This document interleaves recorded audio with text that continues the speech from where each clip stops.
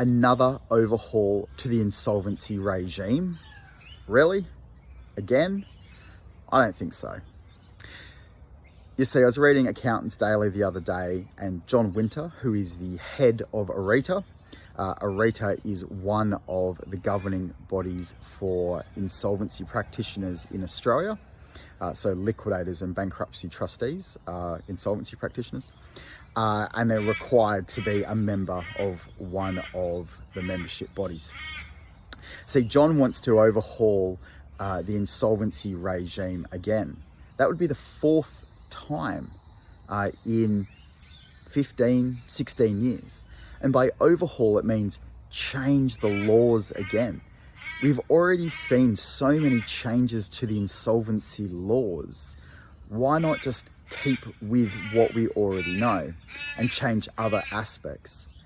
You see, what's happening is Australian directors are deregistering their companies, even though that there is still heaps of debt in it, and they deregister that with ASIC. And so if somebody wants to pursue that company, they have to resurrect the company and take it through court to end up winding up the companies.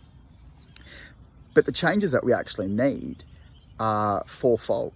Firstly, liquidations need to be cheaper. You know, the $5,000 budget liquidation that is sitting out there is on the premise that a liquidator is actually going to be able to pursue directors, related parties, the ATO, for preferences, insolvent trading and other voidable transactions. Secondly, the marketing messages for liquidators is not clear.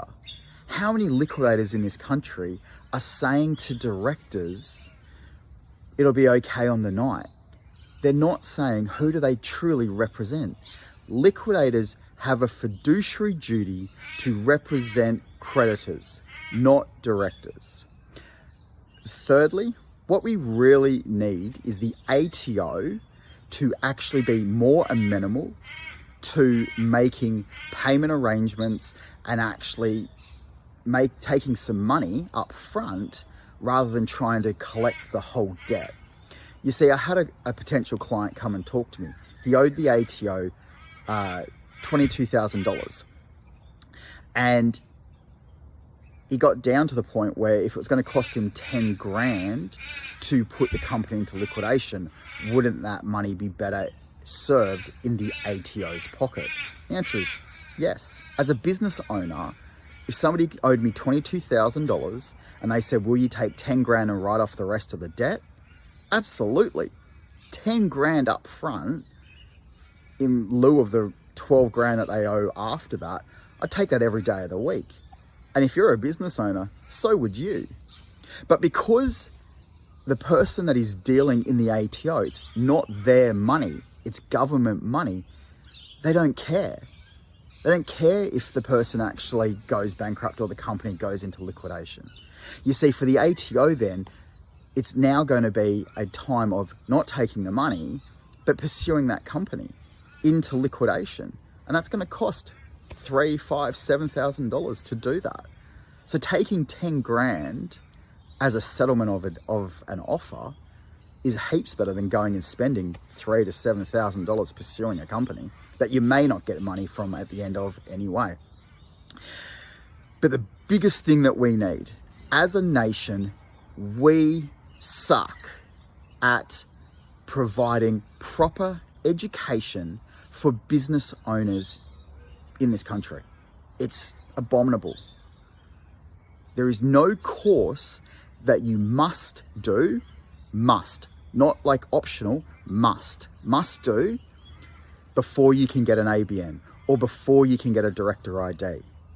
We're not educating people on the different types of structures, on director penalty notices that can be issued by the ATO if you don't lodge your GST and PAYG and other returns on time. What you're actually doing as a government is we are leaving that to the business owner to go and pay an accountant to learn this information, rather than making everybody understand all the different types of business structures, the pros and cons to each structure. And this is no more prevalent, and we saw this really with the director ID regime.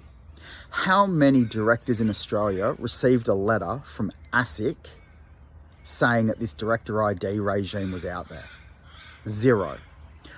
I personally am the director of 3 companies at the time, and I didn't get a letter from ASIC, and my registered office is my home address.